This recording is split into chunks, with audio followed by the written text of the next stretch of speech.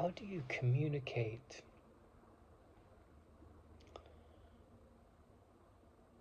how do you bring to the fore, how do you intimate the significance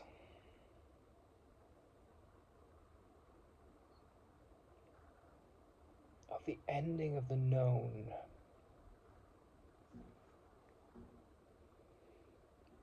I'll ask that question, the essence of it again. How do you intimate the ending of the known?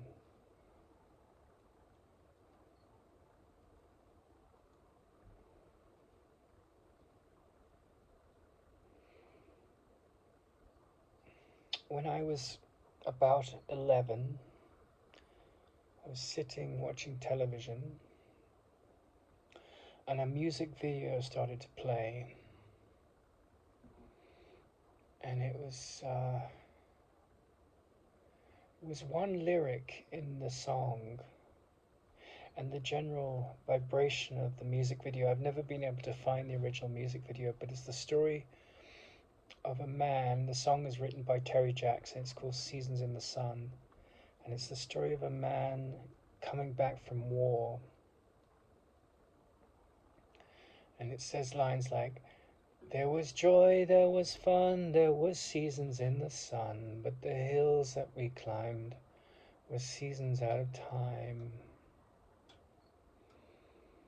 Meaning, it was such a beautiful song to me. It was the only the only piece of music that I bought as a child. And the line that really stood out to me was, "I was the black sheep of the family." And I really felt like I was the only blood child. I had two foster brothers and an adopted black sister who was half Nigerian. And when I was in my teenage years, my parents would argue. My father would scream and shout. He would be drunk and he would get very aggressive. He wasn't always this way, but it was quite frequent. And then my mother would shout in the mornings, and it would be this cycle.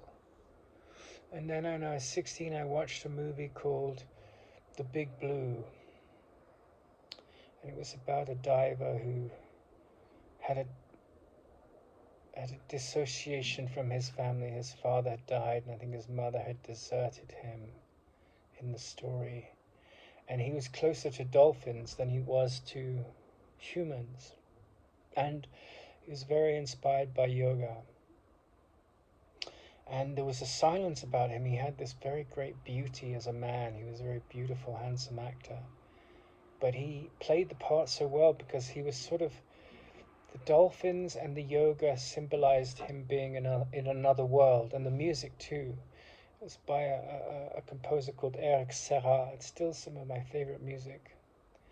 But the thing was that I was surrounded by all this aggression and upset and anger in my home. There was a lot of that, more than most homes. And my parents had taken on two young boys, 3 and 4 foster kids, when they fostered them from the back streets of Liverpool, and they had some serious behavioral issues, and they just couldn't handle it. It was too much for them. And then they took on a black child, and then out of surprise they got pregnant with me. And it pushed them to the limit, and there was a lot of aggression. And I remember watching this movie, and I was in this school, a very good school, and I was one of the brightest students in the school in terms of my grades and my capacity. I was good at sport, I was good at debates, I was good at science and art and English and religious studies. But I remember after seeing this movie and I was very enamored of Charles Darwin at the time. My parents were extremely adventurous. They took us to Greece and Italy and France. We would spend weeks in a camper wagon in the most exotic places in Europe. When I was 16, I went to Iceland.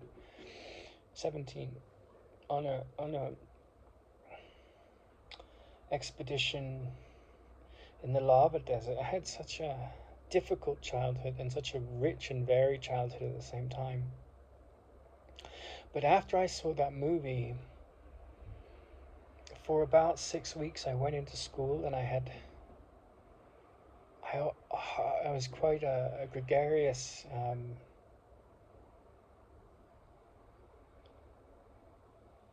outspoken kind of person. I was very, and I was fair. I wasn't a cheat or a liar. I had a sort of inherent virtue. Yes, I did some shoplifting, but that often comes in my teenage years. That often comes from being in a really difficult family. And I can't say they were just difficult, but there was a lot of tension. There was a lot of screaming and shouting and throwing of plates against walls and aggression between my father and my foster brothers. He was just really a Jekyll and Hyde character. It was very difficult. But after I saw that movie, sort of in concert with the song lyric that came years earlier, I just I knew that anger had a level of total insanity about it. Not that I wasn't free of anger, but I knew I was very much free of it compared to 99% of the planet. Um, most of the time, I got frustrated now and again, but I wasn't an angry person. I didn't pick fights. My biggest challenge with that was my intelligence, because it would threaten people. It has been throughout my life, because I see through the lies that come with the simple arguments that haven't been fleshed out properly. And then I have a friend that tries to put psychological problems on this and phrase it, but that's all nonsense, like Asperger's and autism. And of course, Asperger's and autism exist, but I don't have them. But what happened was, I definitely had some rough edges because of the violence in the home and the addiction in the home. My father was a chronic alcoholic until I was 28, and it really got very bad from about the age of 13, 14 onwards. It got very bad in the house, and it went on for several years. And it's difficult to talk about it because my parents are still alive, and if they listen to this video, they may be hurt, but I recognize what I have to say in this video is important. And so I remember this 6-week period where I was, and I hope it doesn't hurt their feelings. It's not intended to do that, but it's more the greater good. It's like, will this video help people who are going through problematic things? And I think it will. The inspiration came to share it. So there was this 6-week period where I was just completely silent. And not only was I reflecting on this inner world, like I was touching upon it, and it was like coming up like a big bubble emerges from some kind of ocean creature, that's deep in the depths. And it just took me over. It just totally overtook me.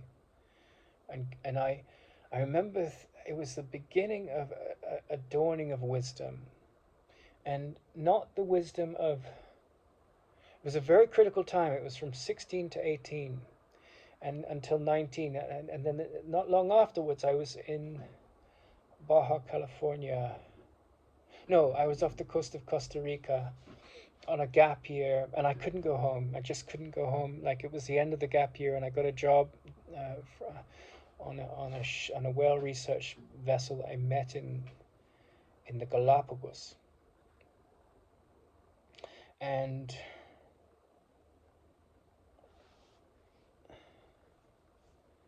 I remember asking this man, and he was 26, he was doing a PhD, and he was like this very kind of tunnel vision scientist. And I asked him questions that he couldn't answer. And he said, "Nathan, you asked too many questions." And it was this series of events from realizing that I was different, not in a special way, not in a sort of like, oh, you're black and special, or you're gay and special, or you're anything that can, on the face of it, seem nice and loving And yet, on the underside of it, can be making someone into a special case, right? Because we all share the same brain. It doesn't matter how much melanin we have in our body or who we choose to have sex with. These are really superficial details. And if I make you special for those details, or I attack you because you have white skin, or I attack you because you have black skin, or I attack you because you're a straight person or a gay person, I'm a lunatic. Period. It doesn't matter who does it. It's the same prejudice. Because at heart, we're human beings, and common decency and virtue and love for the humanity that lives in us should rule over all other things. Not my skin color. Not don't make me special. Or don't make me special because I'm different from the mass story. I'm not. They're superficial details, and we make them out as important, and we get into all these stupid, petty arguments. And I'm not saying that women's rights, the vote, and all of that shouldn't be lauded. Of course it should. But that's evolution, right? But when you start to make it out as like, oh, thousands of years of patriarchy. Were you around for thousands of years of patriarchy? How can you come up with such an arrogant phrase? Yes, the role of women have changed, but fundamentally it hasn't. They have babies. They are brilliant just as men are. They are stupid just as men are. Men can't have babies. If you change gender, can you have a baby? Maybe science can make that happen at some point. But ultimately, the roles that we play are the same. And through time, right? And it may be that there have been matriarchal societies like in Kerala and other places, and it may be that there have been patriarchal societies. I think all of that is nonsense. I think the future lies with what the Chilean psychotherapist Claudio Naranjo, who worked at Berkeley, and his friend, the Chilean sculptor, had to say. He said, what was his name? A wonderful sculptor, one of the greatest sculptors of the last 100 years. I can't remember, Toltec or something like that. He was, no, that's the Mexican phrase. But Tortilla Albert, he said in a French accent, but Tortilla Albert is Argentinian. And he came up with the phrase, the triune society, which is ultimately, basically, sanely wise, you know? The triune society is that you listen to the feminine and you honor it. And you listen to the masculine and you honor it. And you listen to and notice I don't say women or men. And you listen to the infant, the child, and the wisdom of these three poles of the society, and you honor it. And when I talked about this on the degree course that I went on at the University of Edge Hill, I was made out to be a monster because I didn't subscribe to this nonsensical argument about this war between the genders. Because with the children, the father says, you must find a career, young man, so you can be well suited to the world. Even though it's a sick world, find a way to be good in it. It's a beautiful world and it's also a sick world. How do you be good in it? Find a way to be self-reliant. And so that's the masculine energy. It might come from a mother, you know, but it would come from the masculine, what's your role, son? That kind of vibration. And then the female says, well, let's have a listen to what he has to say. It's that nurturing energy. The feminine energy is nurturing. You're giving this harsh, necessary argument, necessary push to the child, whether it's a boy or a girl, and the child has to say, you know, I don't like blood. I don't want to be a doctor. So through the dialogue of these three voices, a loving society can form. But if you make it about what the feminine says only, or the masculine says only, or what the infant says only, you have insanity. You have to balance these three levels.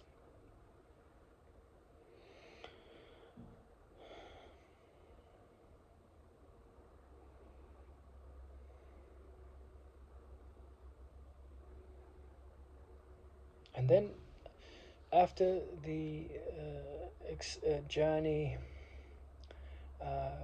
from the song lyric to looking at the indigenous peoples and their search for wisdom, because I was very interested in Native American cultures at that time.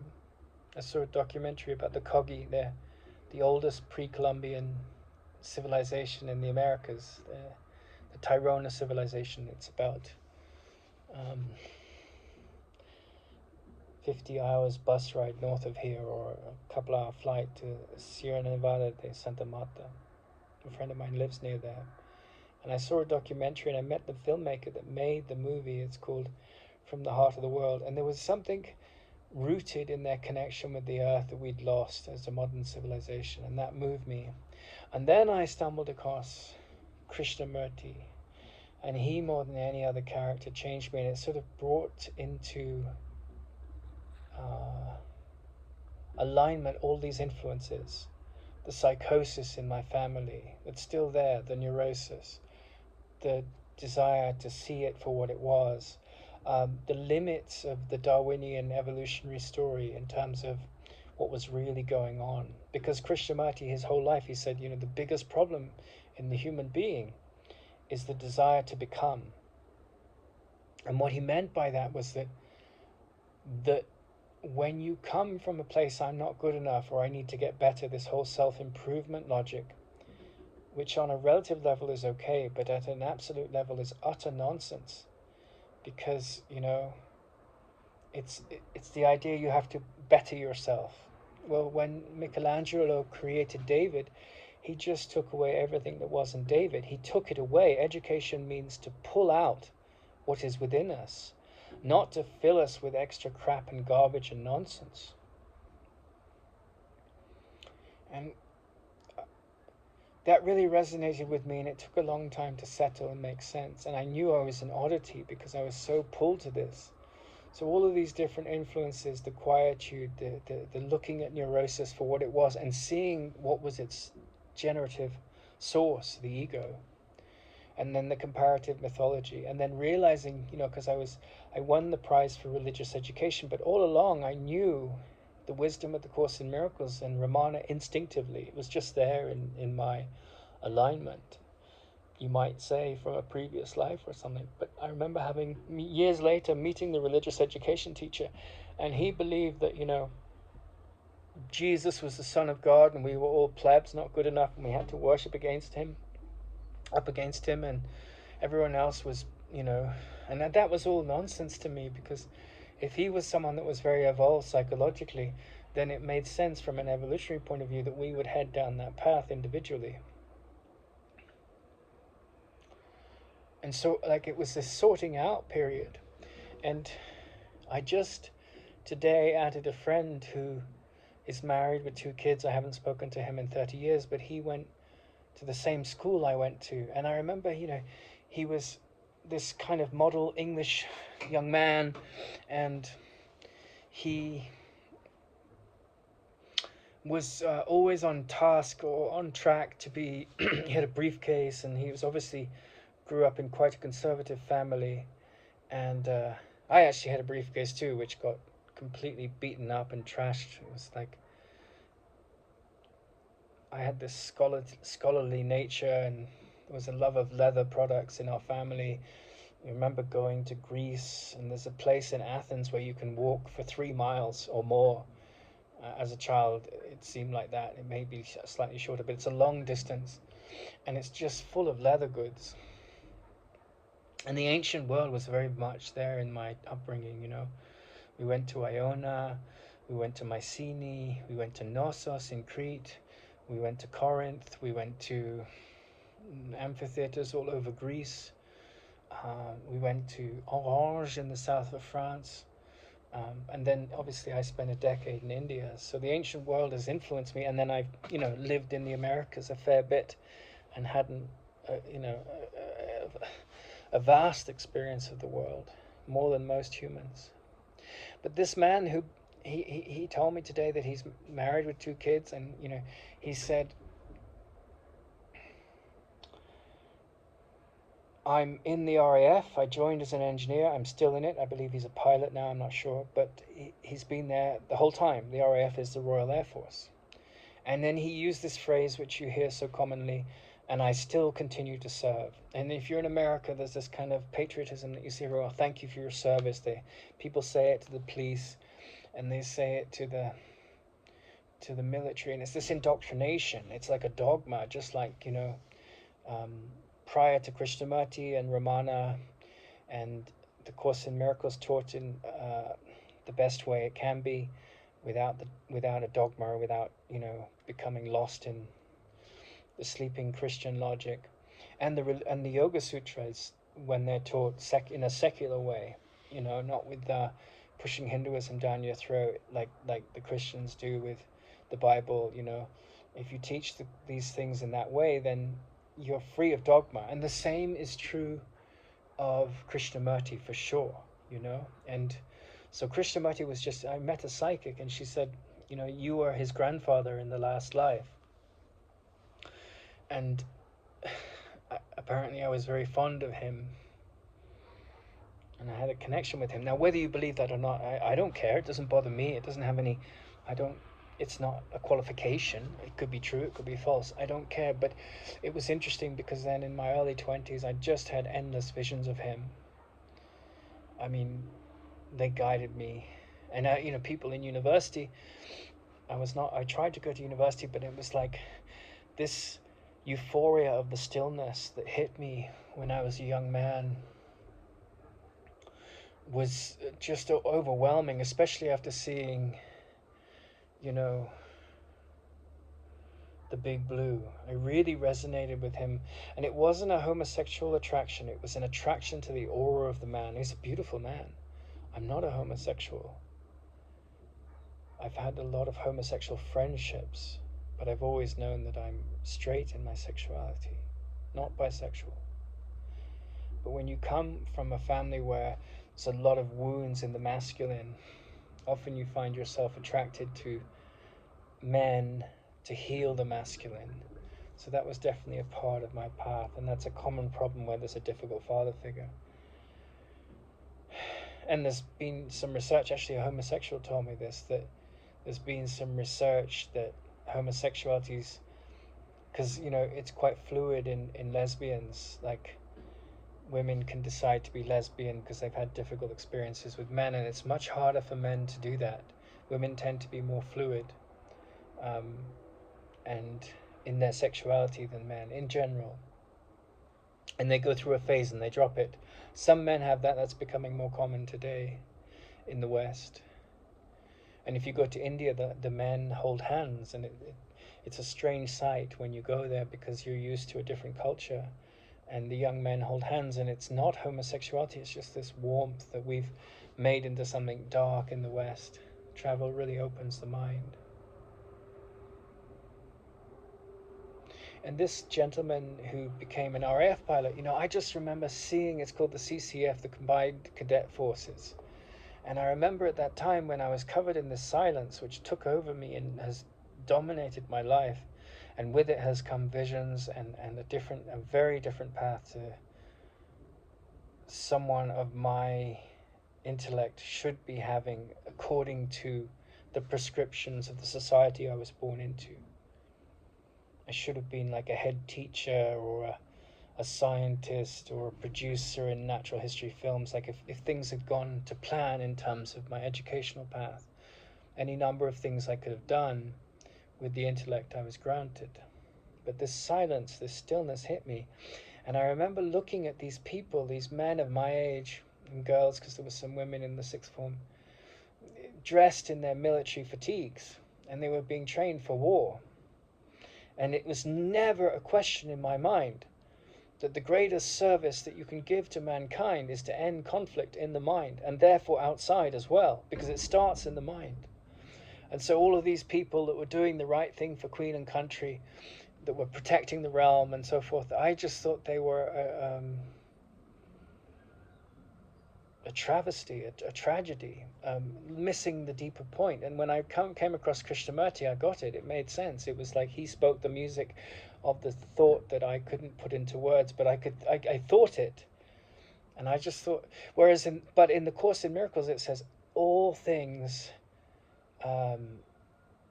work towards the greater good. There is no exception. So, it takes some time to see it. Like, this is where people are in their evolution. and they want their nationality, and they want their flags, and they want their queens, and they want their um, big military jets, big what the Irish call wee willy disease, And then today the Chinese have just launched their biggest to date uh, aircraft carrier, and it's coming up to a power. It's not nuclear driven like the Americans, but it's always like this kind of penis measuring, which penis is bigger, It's all insecurity. And so it never made sense to me, any of that. I can't condemn those people. The Second World War was a horrible thing where this inner conflict came out of control, and we see it now with the woke and the anti-woke. It's like the fascists and the communists, the communists and the fascists of yesteryear. And so when I came across Krishnamurti and Ramana and the Course in Miracles and the Yoga Sutras, which I've spent my whole life studying, I realized that, and I've had a very good scientific mind. I understand physics more deeply than a lot of people and than many physicists, in essence. And that didn't come to me through thinking. It came to me through an awareness that I can't describe. And I could sit with physicists and not lose my way, and mathematicians too. So this was things that I was given, and yet I just thought, well, even if you have all this tremendous power that you can take from fusing the atom,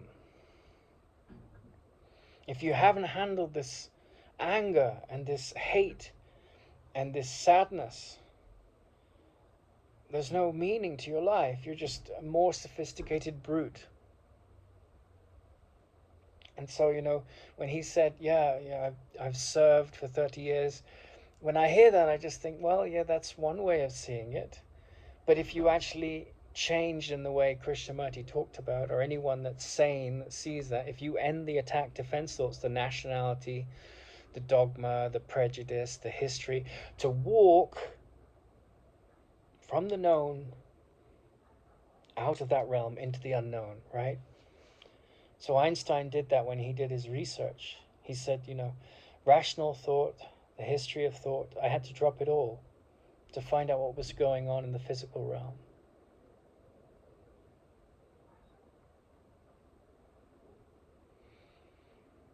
And there's an expression, and this isn't an attack on women, but it's an attack on the bitchiness in the human sensibility and the human psyche, because it's the dark feminine, Hell hath no fury like a woman scorned. It's got nothing to do with women.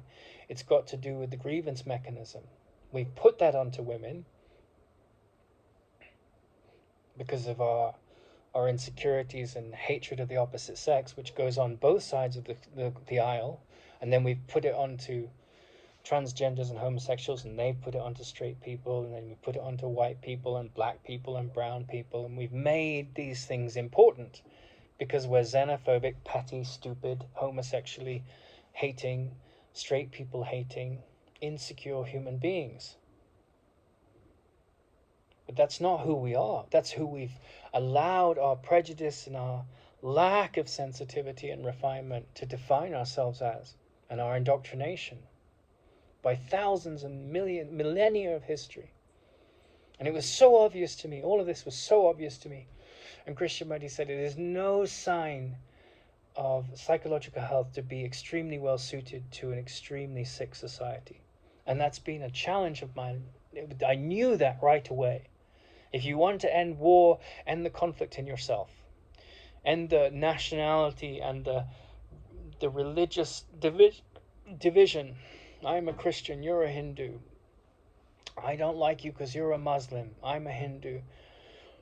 It's all just thought. It has nothing to do with this loving heart that beats. It's just this toxic ego mind that we've given power to, and it has no intelligence whatsoever. It's extremely self-destructive and extremely destructive. It creates horrific technology which it uses to rain down hell on earth. There's no love in it. There's fear, but love is all-encompassing. So, as the Course in Miracles says, all things work together for the greater good. There are no exceptions. So it takes a lot of wisdom to see into this. And I just read an article between Nani Ji, who was a woman that studied Ramana Maharshi a lot, and her friendship with. She has an interview with Aldous Huxley's wife, Laura Huxley, who was an Italian violinist and psychotherapist. And she was a violinist she trained at a high level, and then the war came, and she couldn't go into that field in time. She did other things. She made documentary films. She was quite adventurous and gifted, and she was blessed with this rich life.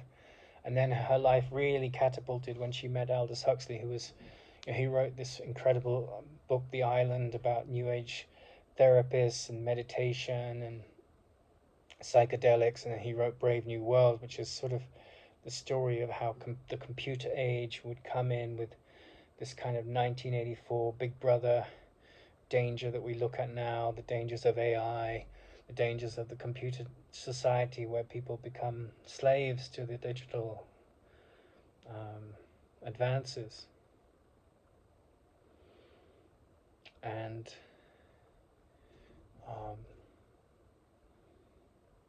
he wrote The Doors of Perception, which Jim Morrison took the title of that to, which was a lot of it was about the doors that psychedelics. He was friends with Timothy Leary and Ram Dass, and they went to Copenhagen and had a conference. And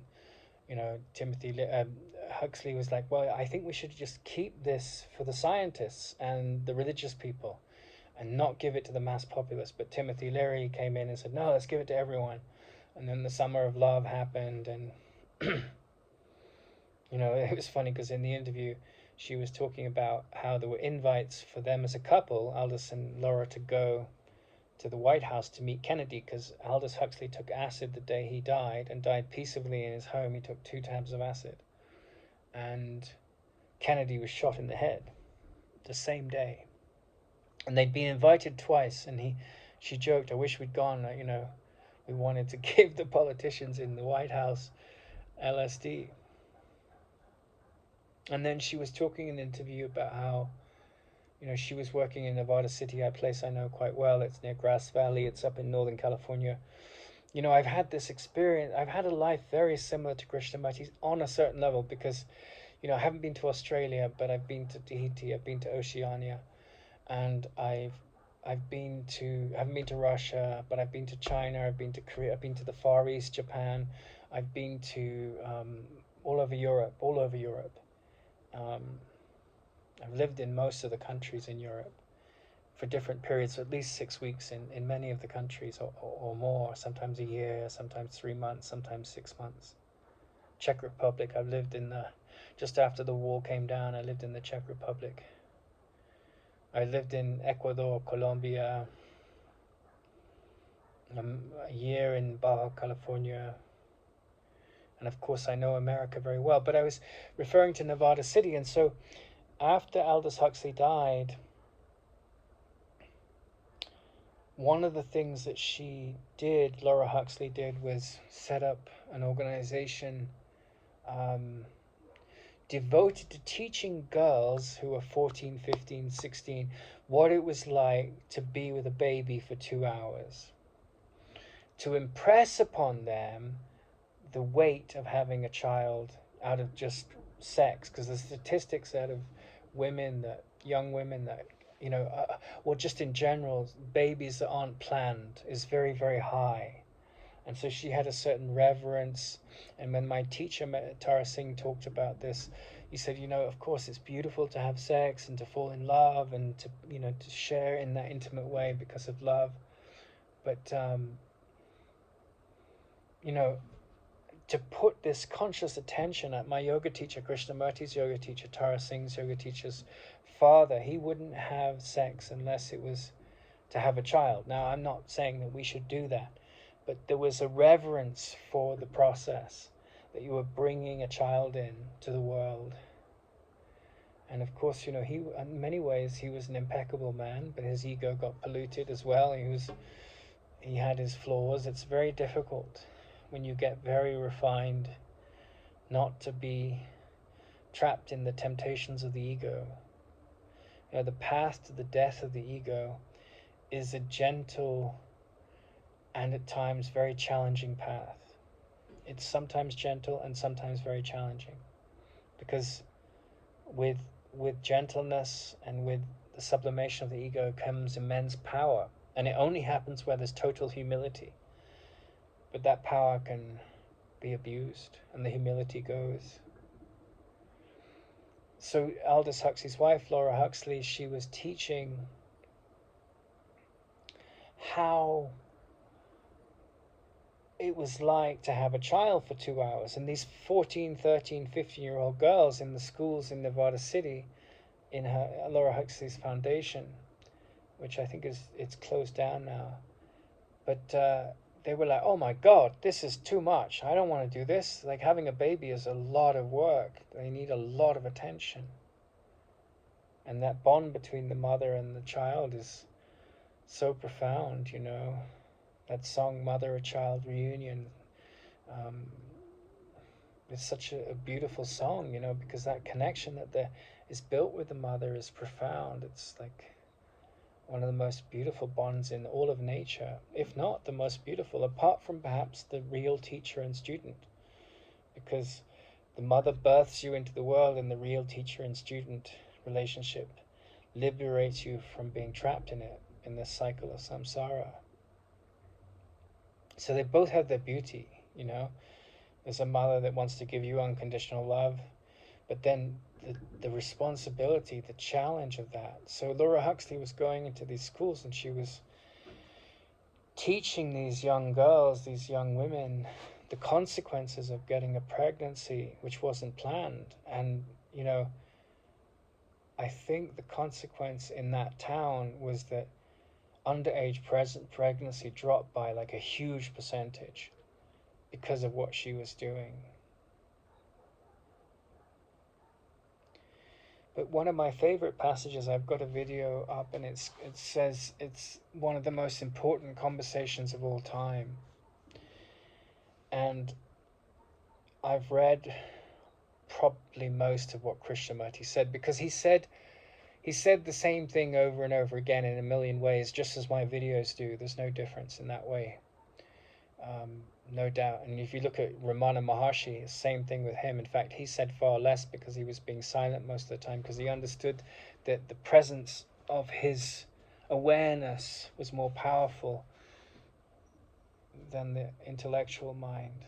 And that was what hit me when I saw that movie. I saw it, and this guy was a very good actor, and he had a beautiful vibration to him, and it was his, you know, breakout movie. He's an extremely attractive man, and yet, like, a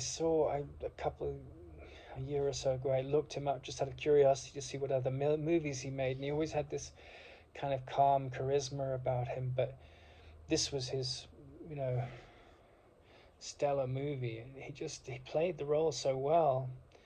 And he really, like, I've never seen a movie where there's a little bit of psychological illness going on in the lead character, but mostly he's in a very evolved, quiet state, and he's almost like an alien. And, you know, Krishnamurti said he saw the movie E.T., and he said it was sort of an allegory for his life, because he felt like an alien here. Because, you know, I met him in terms of my connection with him, but I met a woman that has never experienced anger. And, you know, monks spend years trying to master that. Well, anyone that studies the Course in Miracles is interested in mastering that. I can see peace instead of this. But Krishnamurti was angry once in his life. I don't know what it was, but he says it on a tape. Because conflict didn't rule his mind. But in that movie, this Jean-Marc Barr, his name is, he has that presence where he plays it perfectly. He's sort of like, he gets upset once, but it's never,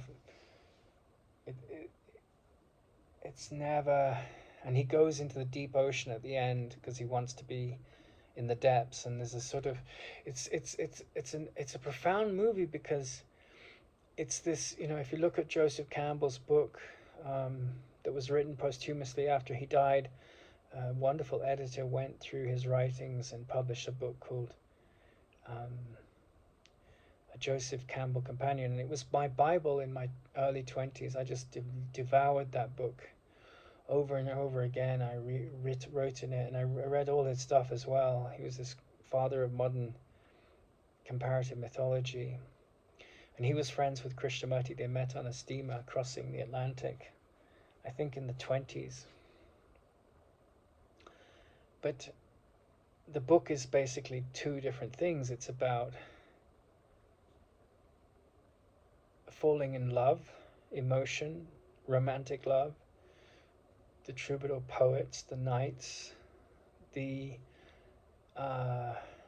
bodhisattvas, the holy knights of Europe and the holy knights of indigenous and Indian culture. Knight meaning one who is on a quest, on a deed quest, a man of questing deeds, a man of action. And then the other part of it is about enlightenment. And so it's interesting because this movie, The Big Blue, is the story of a man who is he falls in love with Rosanna Arquette. And man, I had a crush on that woman when I was a younger man. I had such a crush on her. I think she's a very beautiful woman, but her role, and I remember going to South America and dating a woman a little bit like her. I didn't end up staying with her. She was British. She's now married with kids. But she had this kind of elfish aspect to her, and this beautiful blonde hair, and this beautiful femininity. And he falls for her, but she falls for him first, because he doesn't have any guile. He's got a quality to him that is so beautiful, and they make such a wonderful couple, except in the end they don't. And I remember watching this film, and it had such an impact on me, because I've had 2 failed marriages, and I've had the same cycle of challenge with those people, because with the women I've been married to, because my first wife was drawn very much to activism and idealism and intellectual towers, which just bored me, because I was like, I saw the dangers of those, everyone, like, there's a reason why the feminists came along, and there's a reason why the women got the vote, and there's a reason why women went into the workforce more and more after the Second World War. And I'm not condemning any of that. I'm lauding it.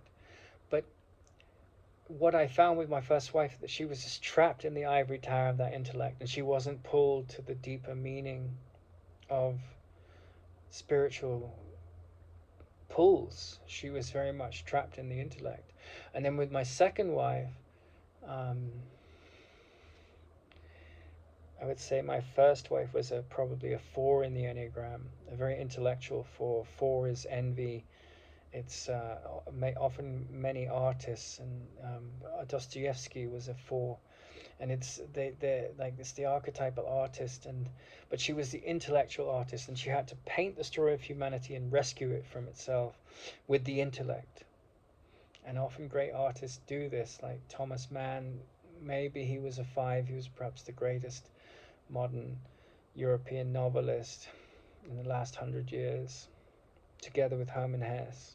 But Hermann Hesse was much more a man that was tuned into the deeper spiritual meaning of life. And Shakespeare was the same too. He managed to not get trapped by the intellect like many artistic characters. And my first wife was very trapped there, and my second wife was trapped in the desire. She was a 7 in the Enneagram, which is gluttony, and so there was this desire to just have fun, it's just fun. And as Robert A. Johnson says, one of our greatest darknesses in the modern age is chasing the light at the cost of not attending to the dark side. And when you don't attend to the dark side, and I remember when I was in India, because I was so devoted to spiritual things and running a business, so there was pragmatism and learning about the pragmatism of running a business, and cultural challenge, learning how to acquiesce to a different culture, honoring and respecting that culture, having reverence for it. And then I was friends with this milieu of Westerners and Middle Easterners and Asian people that were in Chennai, expats and locals. But with the expats, I noticed the ones that had crammed themselves through PhDs and getting at this high level. There was a lot of them were very undeveloped emotionally. They were lost in the intellect, and they were kind of children. There was a German guy that I was friends with then, and he's does a lot of data science, very sort of precise German kind of person. And I remember how childish he was. Now that could have had to do with quite a difficult upbringing, which I know he had, but it was also, there was this maturity which was intellectual, but it was lacking in this capacity to look at the the darkness in man. And of course that creates all the armies and the nationality and the dogma, my argument against yours, and it's so petty. And yet, to me that was always so clearly obvious. And so I was kind of a loner, because it's not necessarily, that kind of wisdom isn't necessarily what, we don't teach that in schools. We preach from the Bible or the Bhagavad Gita, and we often read those myths literally. And that's why Joseph Campbell was such a lifesaver for me. Not in the sense that he taught me anything. I knew everything he was saying. He just elucidated it. And he was, the father of comparative mythology. And I've come to, I had a phase in the later couple of years in India, as I was disenthralled and disenfranchised with the yoga teacher and his ego trip, his spiritual ego trip. He had so many great strengths, but there was that temptation had impacted him. And then in Paris and in Los Angeles, I sort of had a bohemian existence where I smoked marijuana. And now I have no interest in any of that. In the Yoga Sutras, it says, because I grew up in a family where addiction was just the norm. And so parents teach not so much by what they say, but what they do, right? So my father was, he could handle stress with a drink, and that was his approach. And so as that was my principal father figure. So I saw the monster that came out of him when I drank, and it was horrible. He'd smash plates against the walls. He'd drag my mother by her hair. He did horrible things. And I remember getting drunk at 16 for the first time. It's England, not America. And that happens. And you go to Europe. As a child, I would be in Italy, and they drink red wine around the table. And they give a flagon of red wine to the children. And as Parcellus said, like everything in moderation. The moment you abuse wine, then you create a monster. And so it's that, and in the Yoga Sutras, they talk about when a problem like that comes up, which is like someone comes at you and creates this traumatic experience, and you're like, oh, I'm stressed, I'm, and it's always this fear of death masked as a fear of losing my job or not having value in worldly terms, or my wife leaving me, or someone saying something harsh to me. It's always this death which the ego experiences as this paranoid psychosis. And so how do you handle it? Well, when you're a baby, you drink from this teat, which has this really sweet milk. The sweetest drink on earth is breast milk. And the second sweetest drink on earth is red wine or alcohol. It's the most concentrated sugared solution that we can imbibe after breast milk. And so you're like, oh, mommy, I'm frightened, I'm stressed, I'm flight or fight mode. Here's the boob. I'll nourish you. You'll get your nourishment. You'll grow. Don't be afraid of the shadows. And so when we go back to that childish moment, we repeat when our psychosis comes up. And then this hetu, which means root, it's the hardest habit to change. This root habit comes in, and Desikachar taught this very well. He was a master of the Yoga Sutras, probably the greatest yoga teacher in terms of therapy and understanding of the Yoga Sutras on the planet at the time. And there was a man, I posted a video about yoga in a group the other day, and about the first chapter of the Yoga Sutras, because I studied the Yoga Sutras for 8 years with Desikachar. And This guy came in and said, well, I studied, for 20 years with this guy in India. And I was just like, more dick measuring, just the insecurity. But I think my intuition says that Desikachar was probably more advanced than most of these other religious teachers of the Yoga Sutras, because he wasn't trapped by the religious nonsense. He taught the myths the way they should be taught, which was not literally. And so like, if you read the Yoga Sutras, and this is something that Krishnamurti didn't understand, and I'll come to why in a second.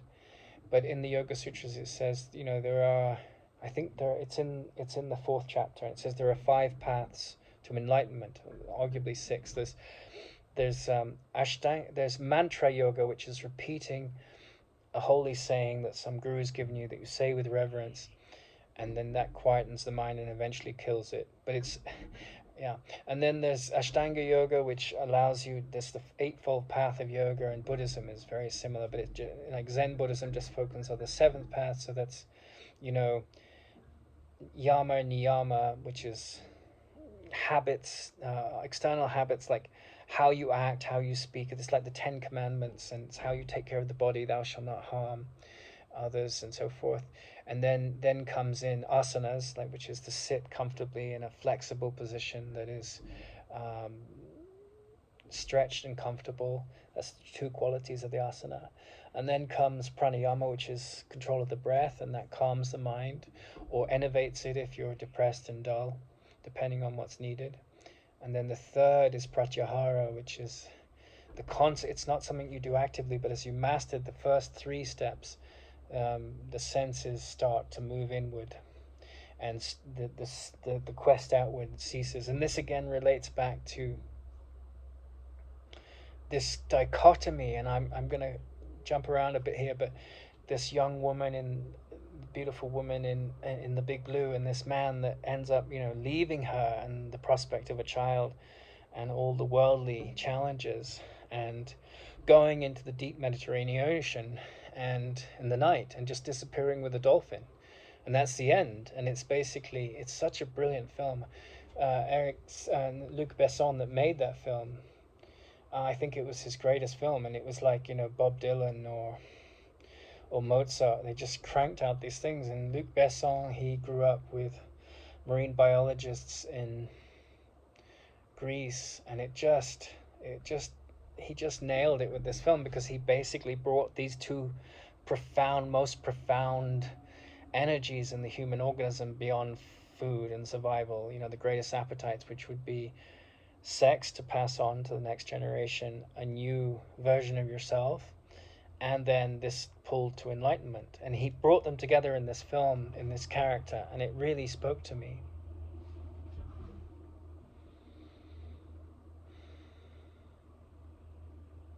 And so after pratyahara, you start to go inward, and then so it's yama, niyama, asana, pranayama, and then when the mind starts to get very quiet and drawn inward to the deeper stillness that listens, you get dharana, which is concentration. And then after dharana comes dhyana, which is meditation. And then after meditation comes samadhi, which is union,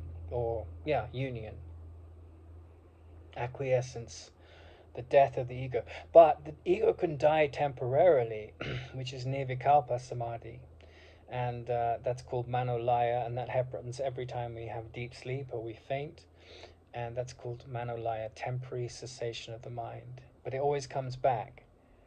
And then you have final total cessation of the mind, the death of the ego, and that's called mukti, or enlightenment, or atonement, depending on which tradition you go with. And when that happens, the mind dies, the ego's dead, and then it just, you operate, but you're not a body.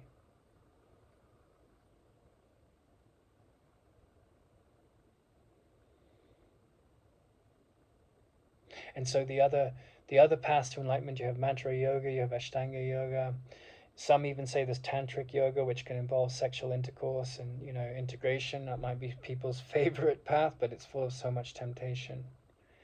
And ultimately, I don't think it's necessarily true. I think you can come to this great sense of oneness with a partner, but going home ultimately means dropping the idea you're a body. And then there's Soma yoga, which is, Soma is a Sanskrit word which means a plant that would find you to help you.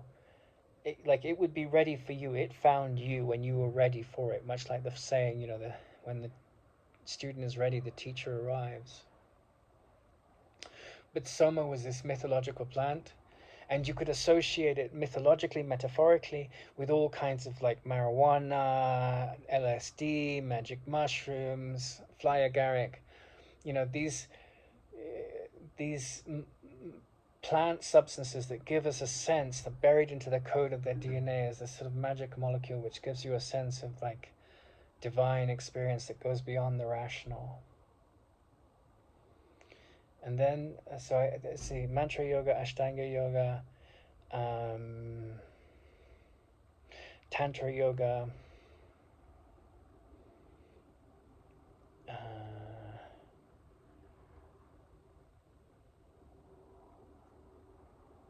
Ashtanga yoga is the eightfold path of yoga, and then Soma, that's 4. And then there's what Ramana calls self-realization, self-inquiry. So rather than doing a mantra in a mechanical way, you're just asking over and over again, who am I? Who am I? Who am I? And well, I am. Not I am who I think I am, but I am. My being is who I am. And then as the I thought is looked and centered upon, you go within. And that is one clear way to get to enlightenment. It's the fastest, the most powerful, because once the I thought is cut out, that's the end of you. Not the end of your body, not the end of your journey in the body, but, and so yoga can be, the Course in Miracles can be very powerful journeys to get to that state where the mind temporarily ceases. And when you look at Aldous Huxley, there's JFK the same day getting shot in the head because he's, doing things that Big Brother doesn't like. And then there's Aldous Huxley, who's writing a book about Big Brother and pointing out the dangers of the sophistication of the modern world and its accelerated technologies and its indoctrination, which is no different to the indoctrination of the Inquisition or the church in times past. And you look at the history of the world, it starts out with first the temple is the highest building, and then it's the town hall in Siena and Florence, and then it's today the skyscraper. So his book is about the corruption of power. And Kennedy was the president, and he was, I think, I may be wrong about this, but I believe Kennedy and Lincoln, both assassinated, were the only 2 presidents that tried to get rid of the Federal Reserve, which is a private bank, right? It's the Bank of America. It's running the interest rates, not the Bank of America, but it's the bank that runs the interest rates, and it's private. So it dictates to the government what should and shouldn't happen. So there's a lot of vested interest in that. And so you had this president that was trying to fight that, just as Lincoln was. And then the power of the vested interest, which overthrew through clever conspiracy. Conspiracy means to breathe together. So when we breathe together to do dark things, we do treacherous things. And then there was this guy who's Aldous Huxley, and he writes this book, Brave New World, and it talks about, and Island and Doors of Perception. They're such seminal books. He was such a great writer. And he was cynical, but he wasn't cynical in his real life. He was like, that was his creative side. Because you need that as a vehicle to look at the madness of man. But he was such a pure person. He was so kind. He was always very kind, and that's what Laura Huxley is saying. When Kennedy gets a bullet through his head, because there's power standing up to much bigger power behind his back, the coalition of many not wanting him to change things that they're happy with. Um, you have Huxley on his deathbed, and he's written in an artistic way, as an artist, a portrait of what's happening in the story of the theater of human unfoldings. And he is a prophet. He's pointing artistically to the future and the dangers of the future, which we face now with AI, nanotechnology. What will be, I think, 50 years away, nuclear fusion.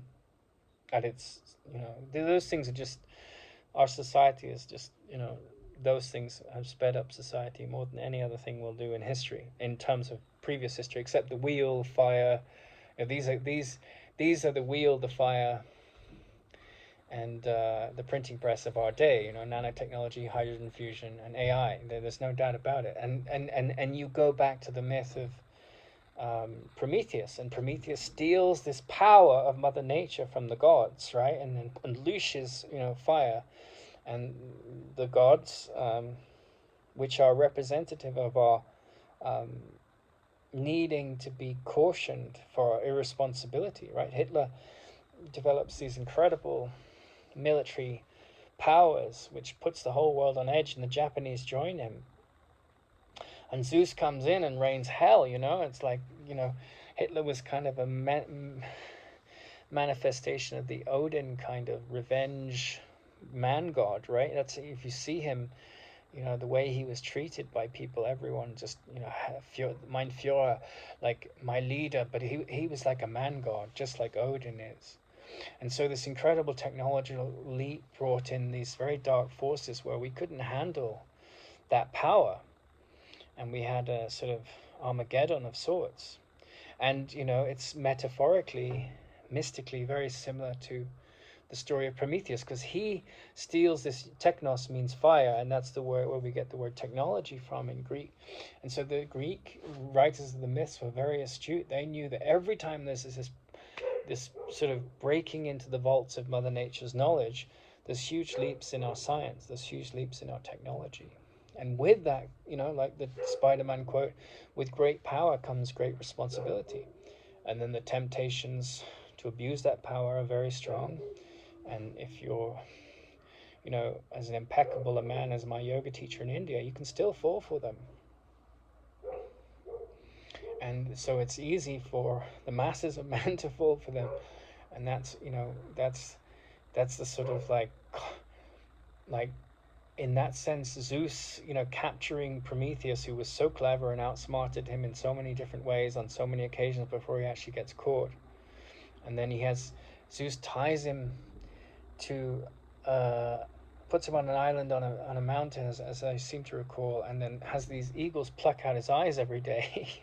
and it's like, the symbolism is so powerful, because you get all this power of nature and knowledge and power over nature, and then you lose your eyes in the most painful way, because your technology burns you and burns your society and burns your civilization. So you have the fall of Rome because they got too powerful.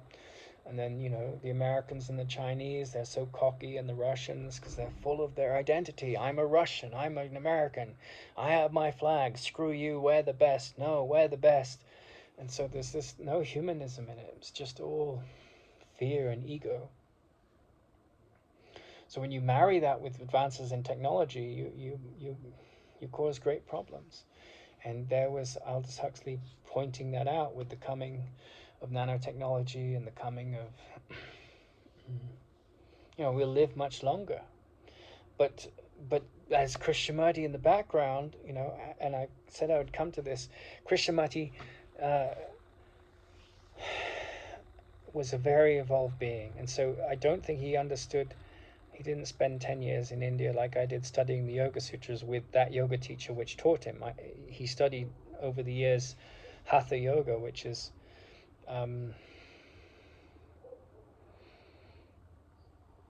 the first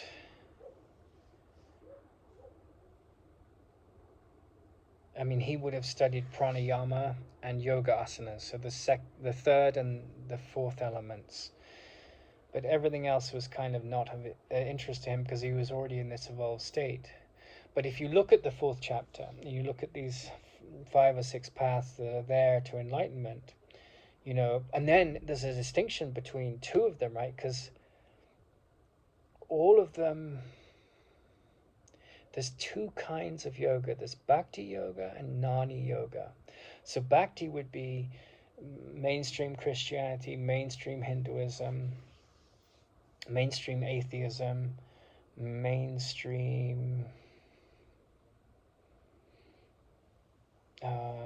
Islam.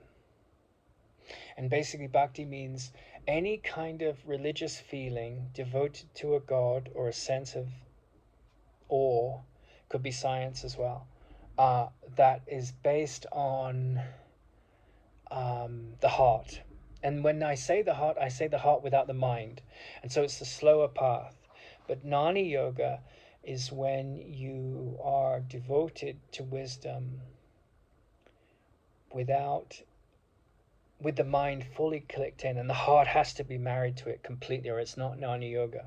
So jnana yoga has bhakti yoga in it. Jnana yoga is the fastest path, and it would be this inquiry into who am I, or it would be a combination of that with the right discipline for body and mind to do the right thing. Jnana yoga, you can't be a jnana yoga without a complete devotion of the heart. But a Christian can believe that Jesus is the Son of God and no one else is, which is kind of like saying, black children are special and no one else is, or all lives matter versus Black Lives Matter. It's just this kind of pettiness, whereas their campaigns to fight against each other, to make me and my ideology more special than yours. Whereas wisdom and love says, I see in myself what I believe myself to be. I see in another what I believe myself to be. So if I see the cessation of conflict in my mind, then I can see a potential in another.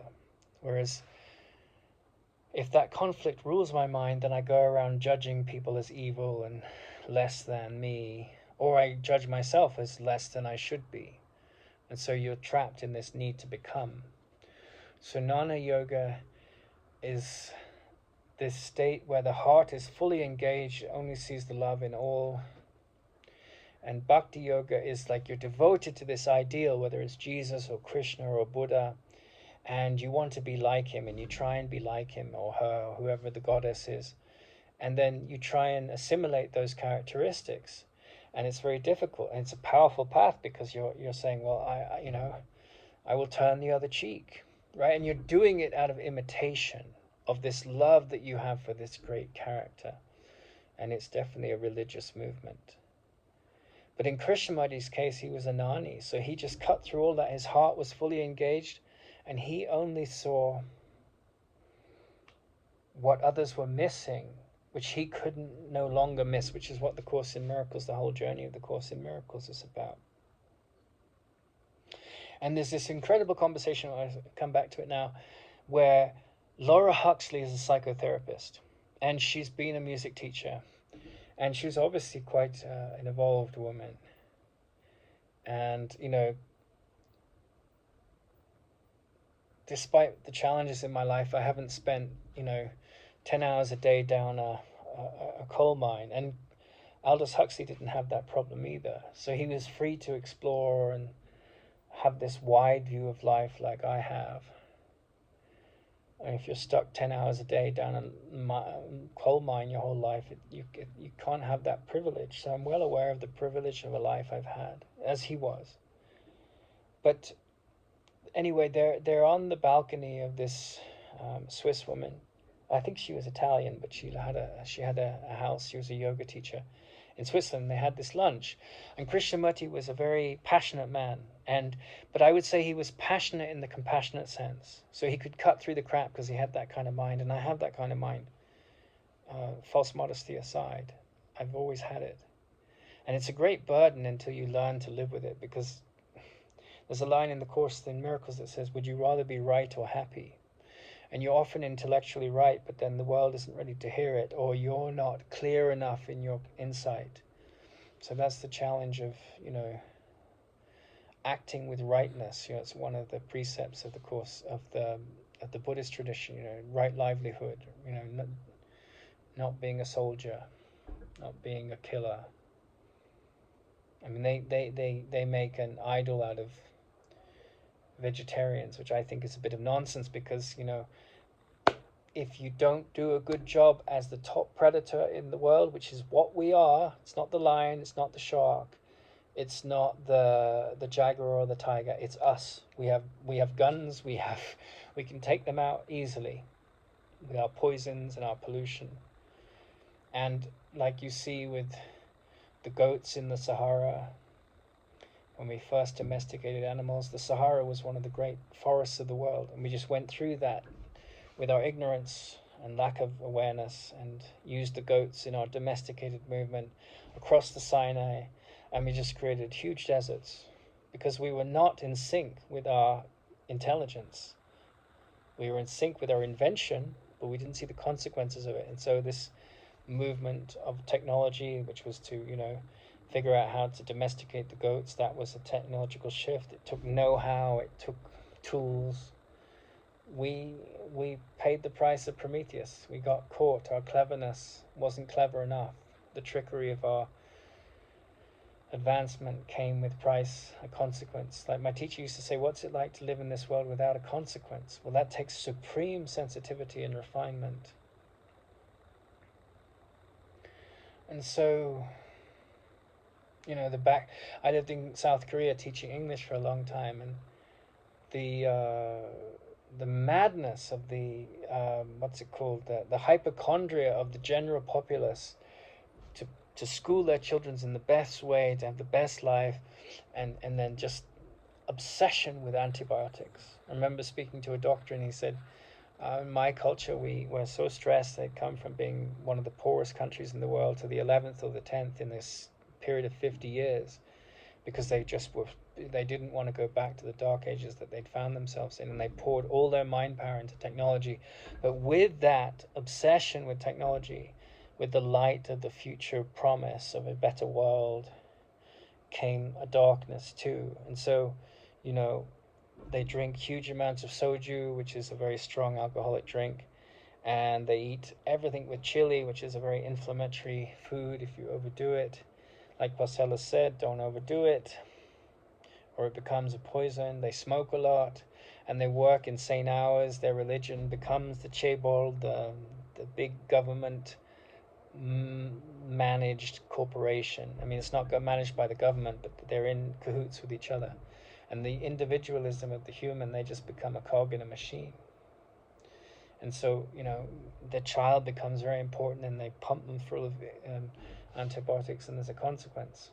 So you can see the madness of the rush of our society to make progress without the awareness of the stillness that really matters. And so people spend lifetimes not being aware of who they are. They go to church and they pray to a God which is man-made, and they don't see the falling away of thought to listen, to operate with intelligence. The Course in Miracles calls it the Holy Spirit. They're just like hamsters on a runaway wheel, and they can't see it.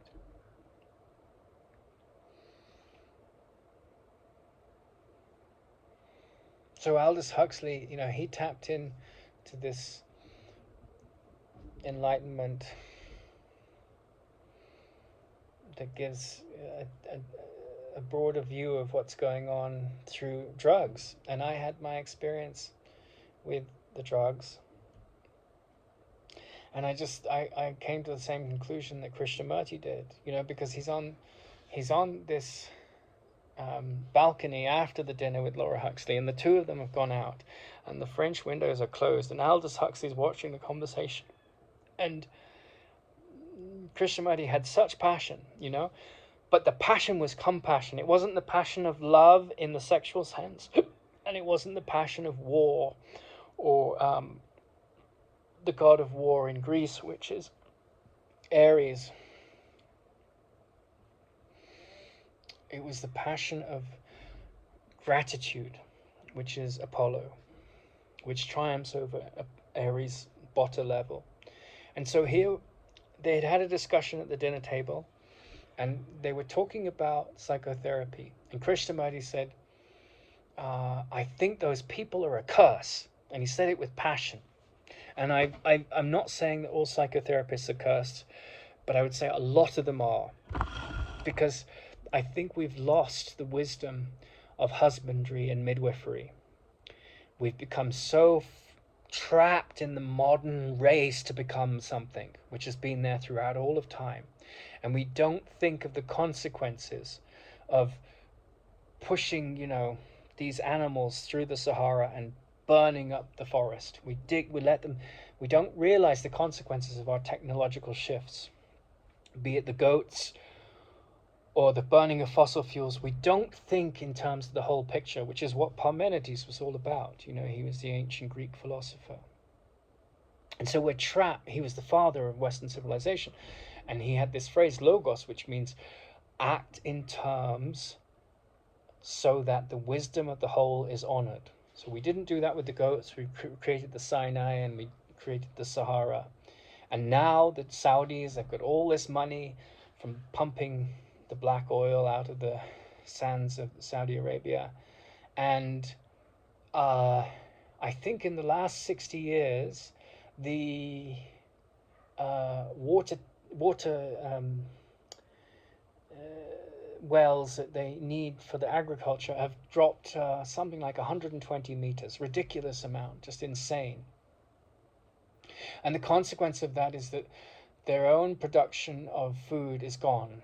They have to buy up land in Nigeria and other countries, which of course pushes them into more friction with their neighbors, and the neighbors don't have it. So then the Nigerians, become world-class hackers because they need to make money some other way. And it's all this, and the corruption just goes through the window because people aren't thinking holistically. They're not applying logos. So we did it with the goats. The Saudis are doing it with the water table, and then they're building this billion-dollar, multi-billion-dollar mega city through the desert, which has no ecological intelligence to it. It's just so you can walk around, and of course it will be like a big brother state, and it will be hailed as this great thing, but really a great thing would be to bring the forests back. And so we often lack wisdom of the whole. And that's why I'm referencing the vegetarians. Like I think right livelihood means not to come in and massacre the buffalo, because the buffalo play a huge part in the after millions of years of evolution in how the ecosystem of the land should be managed. And I remember I was in Sri Lanka once, and there was an English military officer that was buried outside of town, not in the British cemetery or the Sri Lankan cemetery, because everyone hated him because he killed 400 elephants in a day, and he was just like, he had no respect for the natural world. And when he died, he was buried in this tomb on the edge of a road, a fork of a road outside of the town. And Ganesh, he has the lightning. It's a true story. And that tomb got hit by lightning. It's one of his symbolic powers. But that tomb got hit by lightning hundreds of times. And again, this is a metaphor of the madness of man not in tune with nature. So I think Aldous Huxley had a brilliant mind, and I think he tapped into things. I think the Buddhists often get things right. I understand why Buddha didn't eat meat, but then I think that making it a rule to be a vegetarian can be crazy, because who's going to, you take out the wolves, you take out the lions. I mean, one of my great admirations is for a man called Alan Savory, and he was an ecologist that was working still alive at the time of this video, and he was working in Zimbabwe, and he was the head of the management of the elephants, and he had to kill I don't know, something like 40,000 elephants. It was a hell of a lot of elephants. And he had to do it because he was right, and he's been attacked and mauled and undermined, because of course who wants to kill an elephant except someone who's a monster? like the guy in Sri Lanka, but he had to kill the elephants because the way we managed the land was the consequence of that was that there was no it would lead to aggression and violence and death and suffering for the elephants, and the land would be trashed and beyond repair. And so the top predator hadn't done its job in a holistic way. So I think that, when we don't manage our farmland in a way that, you know, simulates the millions of years of evolution where the omnivores and the herbivores are on the move to keep away from the wolves that we've taken out and the lions that we've taken out, then they hang around at the watering holes, and they they become fat and lazy, and then eat all the trees, and we create deserts. And the necessary symbiosis of managing those livestock, like there was a holy relationship between the Native Americans and the buffalo. Their whole lifestyle was destroyed by the European settlers. And the devastation to the topsoil, one of the greatest tragedies in modern time, without a shadow of doubt, is the depletion of the topsoil of the North American continent through methods of farming that are just completely myopic, that don't understand things like this. They just understand the profit margin of the agrochemicals industries and the monoculture, which depletes the soil. So without that holistic intelligence, we're lost. And it was interesting because this segues nicely into this conversation that Aldous Huxley's wife, Laura Huxley, had, and she was a psychotherapist. And there's Krishnamurti, he comes out and he says, I think those people that try and help people are a curse. And he was talking about the psychotherapists. And he said something, because I was going to Oxford, I was going to do this, degree with this world-class evolutionary scientist, Richard Dawkins. And this quote just stopped me in my tracks by Krishnamurti. He says there's two kinds of men in the world. The one that runs in, angels run in where, fools run in where angels fear to tread, and cause a whole mess of madness, right? Because they only understand the part, they don't understand the whole of the story.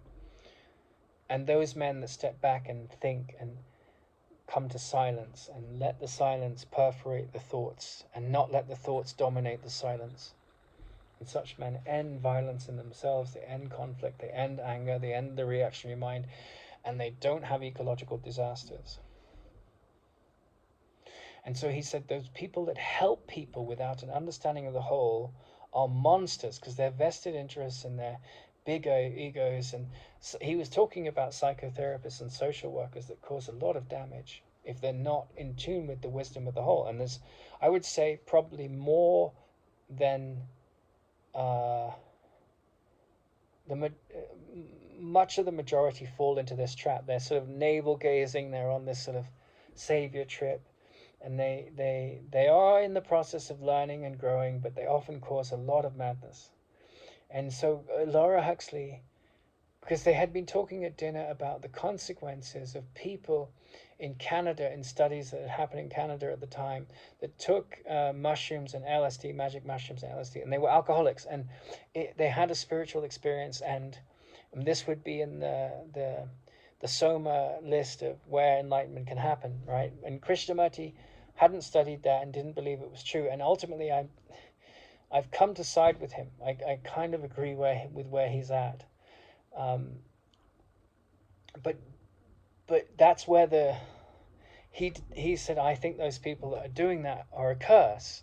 And then you look at what happened, the Summer of Love, like the Summer of Love, the whole late 60s, the Beatles, the Rolling Stones, all the drug fueled music, which was full of love and light on a certain level, in the shadow of Vietnam and this horrible carpet bombing of Cambodia and Vietnam, and like Apocalypse Now, in the shadow of all that, at the same time, the contraceptive pill arrived, and women had this power over their reproductive biology that they never had in the history of the world. And so many changes came along at that time. But there's Krishnamurti, a man of eternal wisdom, saying, yeah, like these psychotherapists, they're helping people and they're a curse. They cause far more problems. Generally speaking, they do. Um, it depends how evolved they are. Like Jung was someone who was very evolved. He wasn't enlightened, but he was close. He was getting close. He was stuck in his sort of guru trip. And you can see why and how that's true, because he goes to India and he avoids Ramana Maharshi, because Ramana would say, I'm not a guru. People make me into a guru, but I refuse to follow that mantle. But I also accept that that's who I am, because I've ended the mind in myself. But you're still stuck in the mind and you're walking around being a guru, and you're very powerful in that way, but you're also deluding yourself. You haven't made the final step. And so that's what Krishnamurti was talking about in his response, because she said, well, you help people. And he said, yeah, but I don't do it on purpose. And she said, well, what are you? He said, well, I'm just a religious man. And these are the things that he defined a religious man to be, not the 10 Commandments, not the 7 steps of yoga. 2 things, or whatever your religious system is. Whether you're an atheist, which is a form of religion because it says there's no God, it's a form of, like, everything just happens by chance, and the God, in inverted commas, is the Big Bang and genetics and all this stuff, which is just, it's the effects of the mind. It's not the cause. It's not the story of the mind. It's the details of the mind, not the reason behind the mind. So he says the 2 things are, a religious man is fully masculine and fully feminine, not in the sexual sense, not bisexual or transsexual or whatever, but in the sense that he's a they, or she's a they, because he's married the androgyny of his Parvati and his Shiva, his Joseph and his Mary. He's married these archetypes in his own psyche, Sophia and Apollo. He's married these archetypes. And so he's equally nurturing and he's equally qualified to make the right action, and these balance each other. And then there's also this child that can say, well, I don't like blood, I don't want to be a doctor, back to the Triune Society. And I talked about this on the course at Edge Hill University, and it was like talking to a wall of hate, because people were so indoctrinated by feminists versus machismo against feminism, this whole war of what should be an alignment and a dance of the genders. And not the genders, but more importantly than genders, than the psyche of the individual, the marriage of the masculine and the feminine within us, which is a supreme and mature and sensitive and essential quality of a sane human being, right? The word saint, which we associate with religion, comes from the same root as the word sane, and it means whole. It means not divided. So sanity means not divided into men against women, homosexuals against straight people, black people against white people against black people, woke people against anti-woke people. All of this insanity. But the balance of those things. And he said the second feature of the religious person, who is by nature a psychotherapist in the most advanced form, and he doesn't need to do a degree in psychotherapy to get this, he just needs to get it, to see it, not to get lost in ideation and navel-gazing. The second feature is that there's no center. There's no history. Like Carlos Castaneda said, I lost my personal history. And with the personal history comes a sense of pride and achievement, and I'm important, I'm better than you, or the lack of it, the comparison that says I'm not good enough. And with the personal history comes my grievances. I don't like French people, I don't like Jewish people, I don't like Palestinians, I don't like transsexuals, I don't like straight people. I have this wound from men, I have this wound from women. That is the trauma of the ego that keeps you trapped in the victim mind. And that has to die. And that takes a psychic surgery, which is extremely important. And you have to do it for yourself. There can be catalysts when psychotherapy works. Someone that's further along than you in that process can mirror the significance of it to you. And that's a religious sentiment, in the sense of a sane sentiment. And so Krishnamurti pointed this out with great passion, right? And ultimately, I agree with him. I think Aldous Huxley was living in a time where he was a very kind man, and he was a very evolved mind, and he had a very privileged life, as we discussed. And he contributed something extremely valuable, which is what artists do.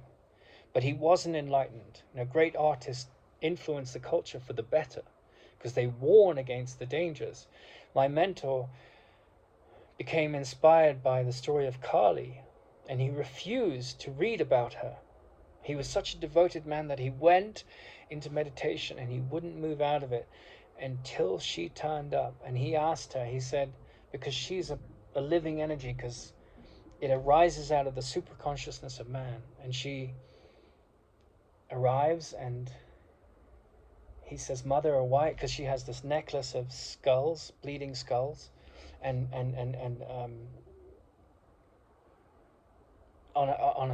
like these skulls on a necklace, and then she has these arms which are cut off and they're bleeding, and she's a horrific form, and her tongue like this, And he said, Kali, Mother, why are you so horrific? And she said, because I love my children so much that I want to warn them against the consequences of ill-thought action, which is the story of what we don't get from.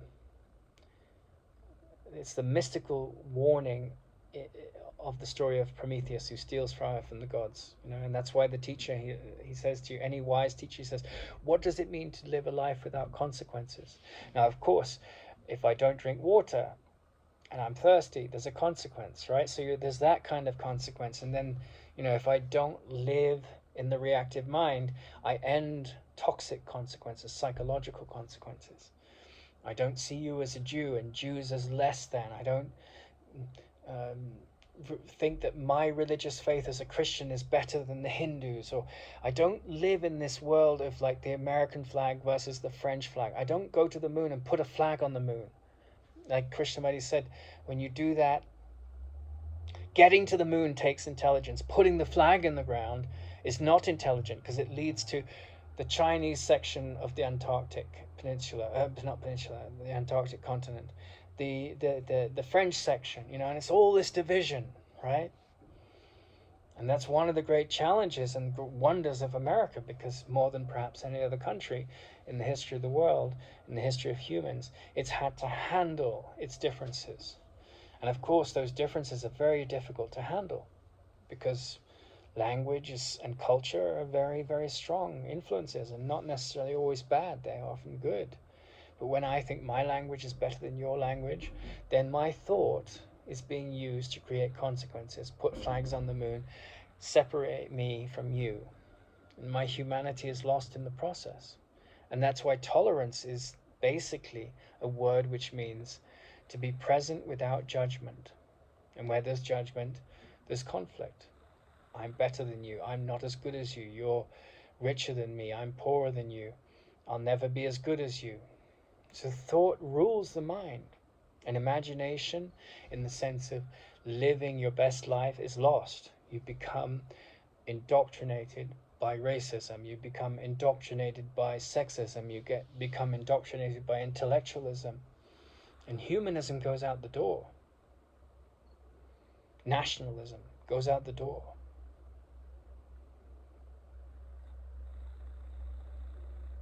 So I've had the experience of the bohemian, I've had the experience of the intellectuals, I've had the experience of the world traveler, I've had the experience of yoga, I've had the exploration of the 4th chapter of yoga, which is an investigation into what enlightenment is. I've seen the mental health professionals and how thought destroys all arenas of sensitivity, refinement, and paths to enlightenment, because we get trapped in the idea, I am somebody that needs to get better, and I'm better or not as good as you. Whereas if you play golf, the